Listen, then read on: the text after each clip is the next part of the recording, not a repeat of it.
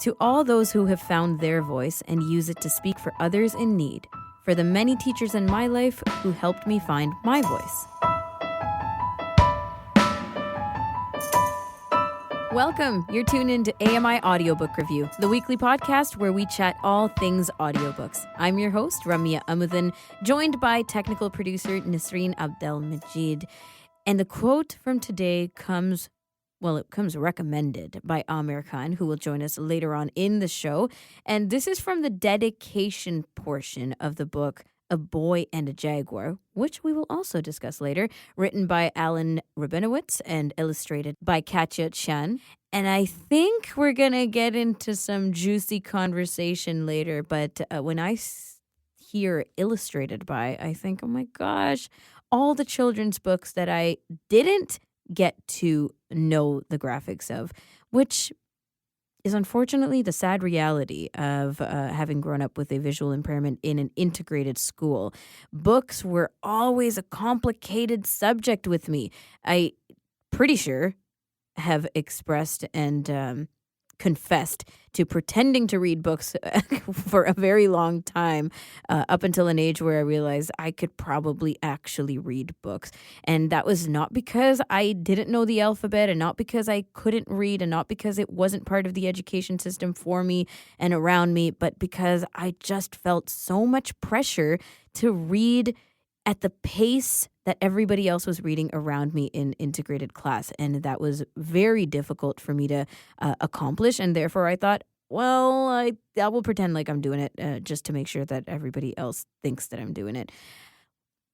I hope that nobody else is doing this. And I really, really hope that our services and our resources and especially our conversations around reading have become more transparent, more supportive, and that we can encourage our children with disabilities to love reading and to want to read and to take their time to figure out how reading best fits them, because that would be incredible. Let's take a look at the CELA homepage. This is from the Center for Equitable Library Access, running through the three featured titles on the homepage. The House in the Pines by Anna Reyes. This is a suspense and thriller. Number 2, Tell Me Pleasant Things About Immortality by Lindsay Wong. Ghost and horror stories for you guys. And Bad Cree by Jessica Johns. Indigenous Peoples Fictions. We'll be back on this episode. We're checking in with Aamer Khan, and we'll find out what he's been listening to throughout the month of March.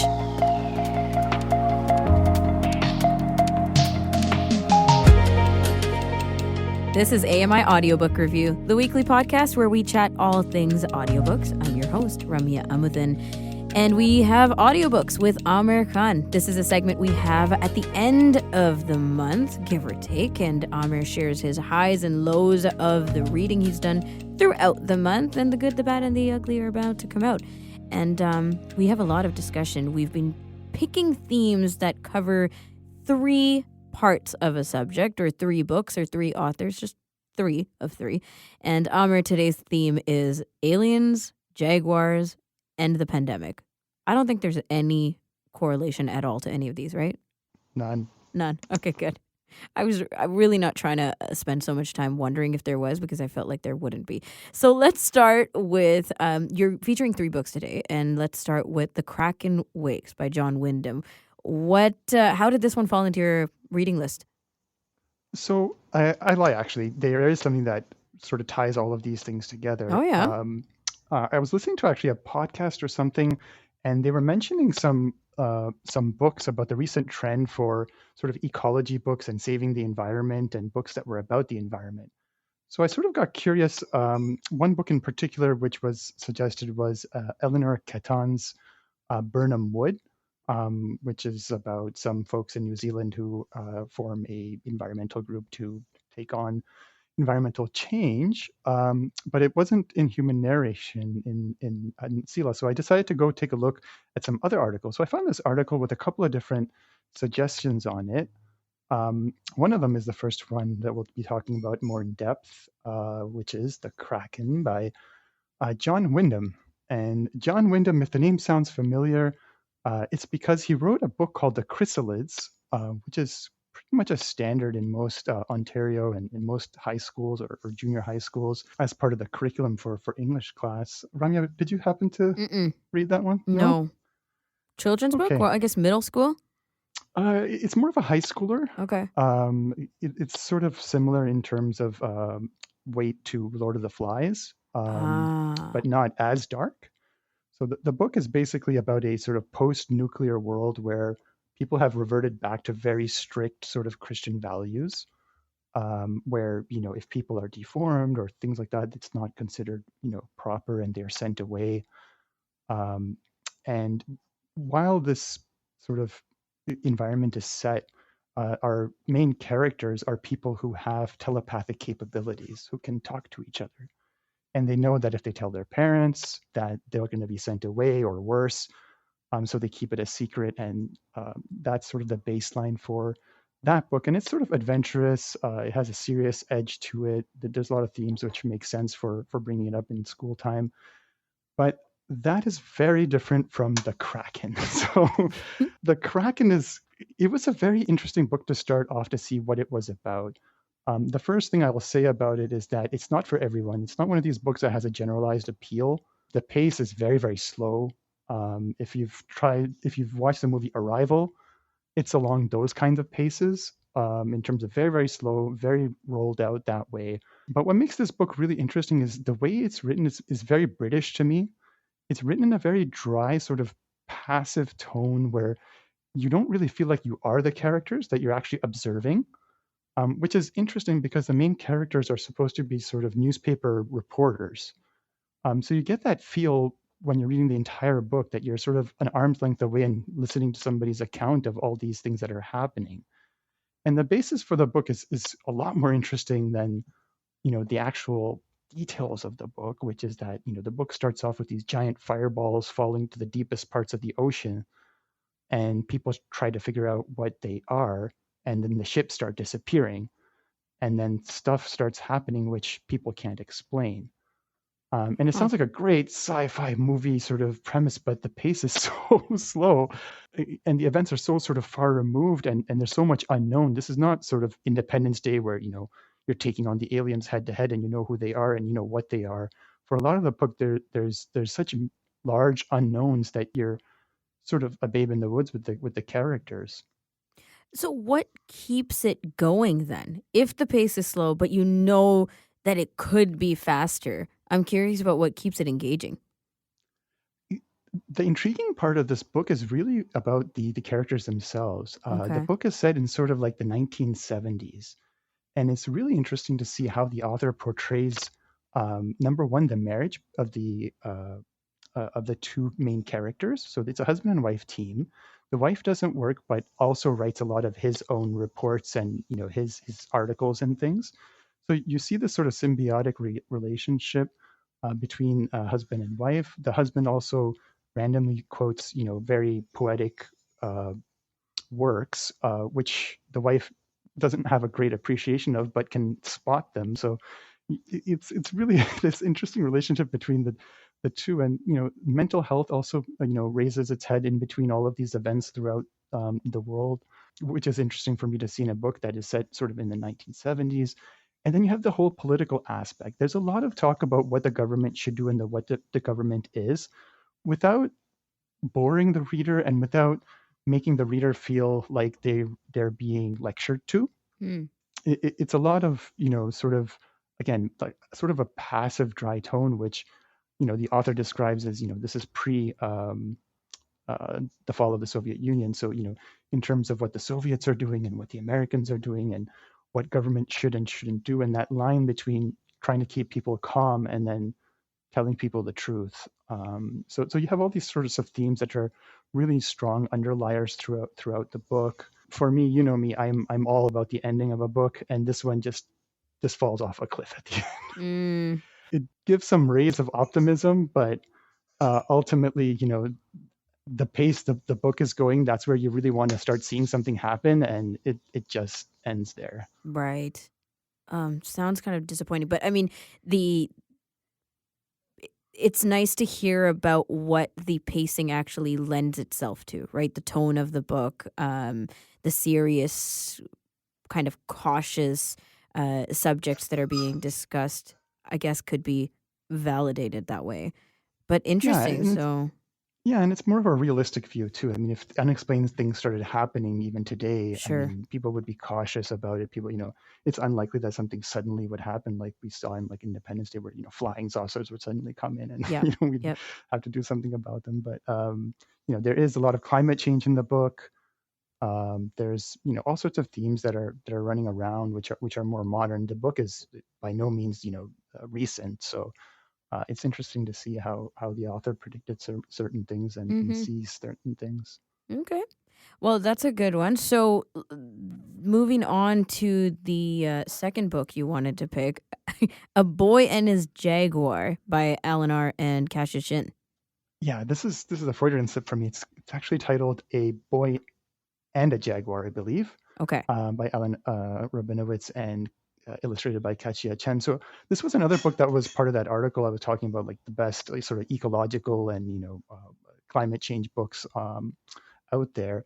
And I was really looking forward to sinking my teeth into this book, and then I was abruptly taken aback because the book is only 10 minutes long. So,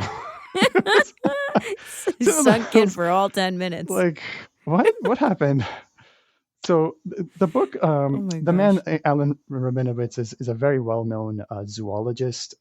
He was the first person to set up a jaguar preserve in Belize, and he is a stutterer. So the book is very short, but it sort of outlines how he grew up as a stutterer, and it's not it's not one of these books where he was bullied and teased and all that. It's actually the opposite, which is interesting to me, which is why I'm really looking forward to the longer book. Okay. Unfortunately, it's available in synthetic only. But basically, he ended up becoming a very shy and introverted person in terms of he just stopped speaking. That's what his sort of solution was, to not have people hearing him stutter. Mm. So he grew up a certain way. His parents were very kind in terms of trying to figure out new ways to help him, and I think one of those actually worked. So he spends his time not only with Jaguars, but advocating for people who stutter. And I thought there were excellent quotes at the dedication of the book. So sent those over to you. Yeah, exactly. And we started the show off with one of the quotes, but it's so now is this written in a nonfiction form, Amir? Yes, yes, it's a Okay. nonfiction book. It's about his life. I would imagine it's written very much for children since there's an illustrator. Um, and the book that was actually recommended in the article I read was actually called The Last Village, and it's a fairly recent book, and it's about sort of climate change and these types of things. Sela doesn't have it in his collection yet, which is why I picked up this one, which is human narrated. But I look forward to that being as part of the collection. I'd really like to see his views Mm-hmm. on climate change. Well, I mean, I can't stop talking about representation in any context, but especially in books and in children's books, right? We had a discussion with Teresa and Karen at the start of the month just around this, seeing you in books and seeing people like you being represented that way and how that gives you confidence. And I think that stuttering is sadly one of the more, one of the lesser known. Um, kind of disabilities or akin to disability conversations that we have. And so stuttering advocates, as you mentioned here, as this author is something that we should probably look more into. And people have a lot to share because for some reason it feels like the topic is just not that talked about. It really isn't. I mean, I remember watching a interview with James Earl Jones, and he had sort of the opposite effect, where Mm-hmm. everybody who heard his voice was like, "Oh, you must have known from a very early age that you had a great voice, and people must have complimented you." And he was like, "No, actually, when I was younger, I had a stutter, Right. and I couldn't stand the sound of my own voice. I was very shy." And we're talking about James Earl Jones, Exactly. right? Exactly. One of the more most recognized voices out there in Hollywood. So Yeah.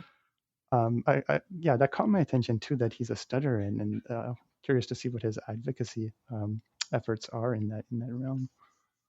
Yeah, me too. And very important stuff, but also the way that it's written makes such a big difference on how the content is taken in, right? And so the age group that this is catered for is, I think, really, really wonderful. Like when you're a kid, you don't you can't tell what life is going to turn out for you, right? You're just comparing yourself to everyone else around you and thinking, am I like these people? Am I obviously not like these people? And how that affects your self-image, your confidence, your self-esteem. And I think if I had read anything when I was younger that just said this is like you, this character is you and everything's going to be all right. It would have changed so much for me growing up. And that's one of the biggest values of children's books that really get into stuff like this. Yeah, and it was interesting to see in 10 minutes or under, he went from talking about being shy and not wanting to speak because people might make fun of him Hmm. towards the end of the book, at the end of the 10 minutes, where he's actually, speaking to the leader of Belize and trying to convince him to open a, preserve for jaguars. Right. So Yeah. you Oh see my this gosh. whole 180 degrees of like not being able to speak to public speaking with a world leader. So Hmm. What passion can it's do, great to eh? see. Yeah. Yeah, exactly. One more on your review list today, last but not least, The Dark Hours, and this is Michael Connolly. So you're just going down the books with Michael Connolly, man. Yeah, trying to catch up to the Harry Bosch series. I somewhat um, I didn't quite realize that the series actually hasn't ended. I thought it was a series that had been done and dusted, and I was catching up. But he actually published another book in 2023 this year. So I guess we're still going with Harry Bosch. And I really like these books, and this is I think the third time I'm talking about the series on the show. But Why I not? couldn't get away from it, and this book in particular caught me because it's called The Dark Hours. It's interesting for a couple of reasons. It's a continuation of another sort of sub-series. There's a character named Ballard who Harry Bosch starts to team up with. So I think this is the third book, Ballard and Bosch, which has a great sort of ring to it. And the book is a lot more of Ballard's point of view than Harry Bosch's, and we get to see what it's like to be a sort of an LAPD detective, but during the pandemic. So I've read a couple of books that had some pandemic content in it, but nothing as close as this one, where as you know as law enforcement, you're required to interact with the public, so you have to deal with this mask. Um, and this is pre-vaccination and this types of stuff. So you had all these sort of issues to deal with in terms of trying to figure out how to do your police work with a mask. But not only that, but you had more political things going on at the time in terms of defunding the police, anti-police sentiments, especially in LA. That's sort of a recurring cycle in that particular Mm. city. And you get to see how all that sort of affects the psyche of somebody who is dedicated to the job but still thinking that maybe this isn't right for her. Was it actually released during the pandemic or afterwards? I think it was released afterwards and must have At been. least the first year, right? Okay. Um, I mean, like I said, the latest book was published in 2023, and I'm still, I think, three short from catching that up. So Right. I, it's entirely possible during that time or just after. Okay.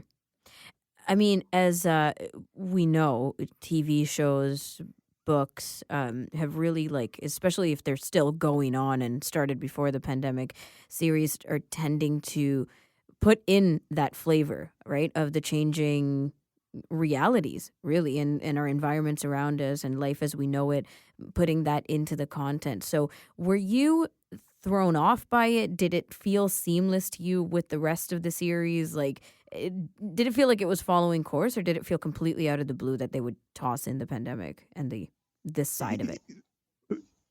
Michael Connelly is excellent at picking up the vibe of the time for the characters that they're in.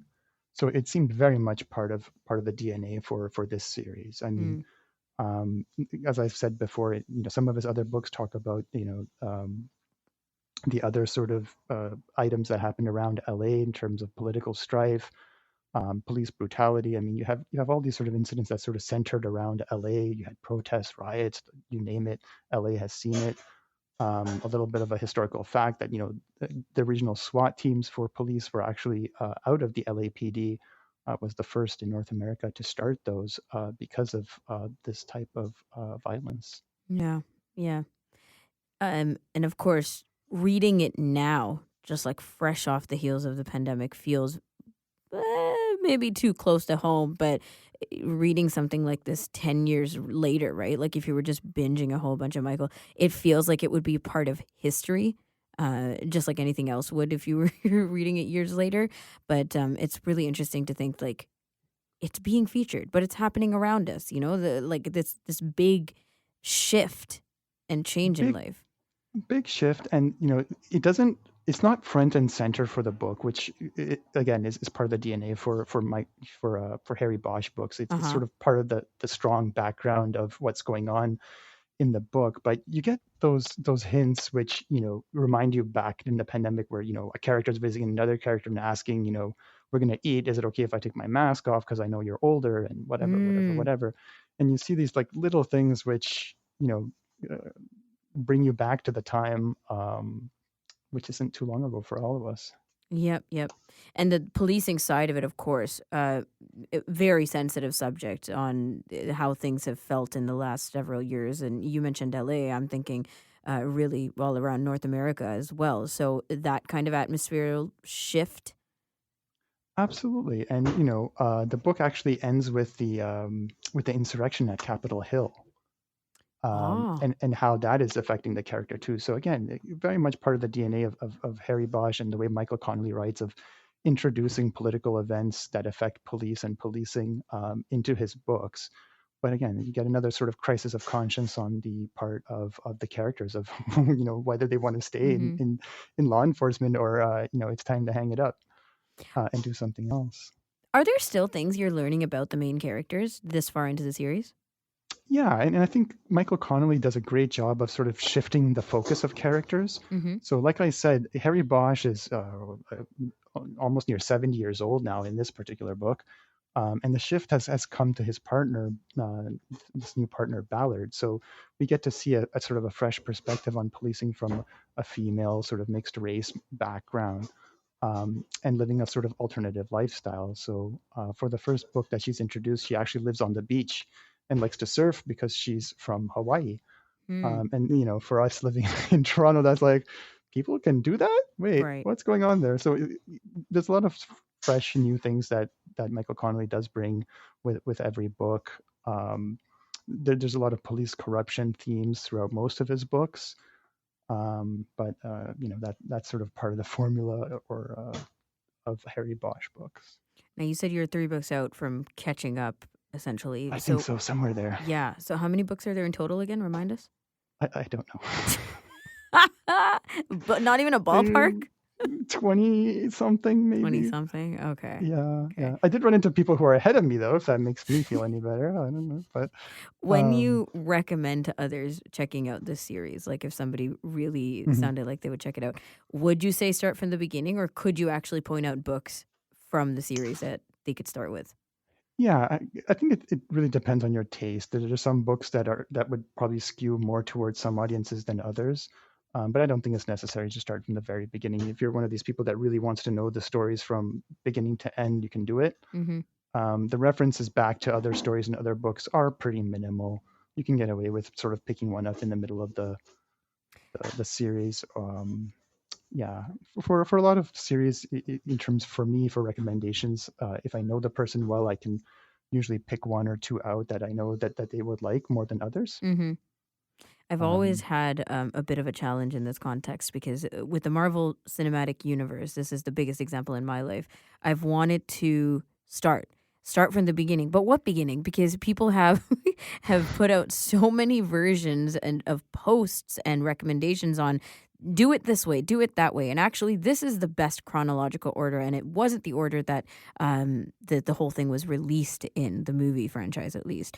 So there's a lot going on, and I think that it's easier to be loosey goosey with this kind of stuff. But I'm not one of these people.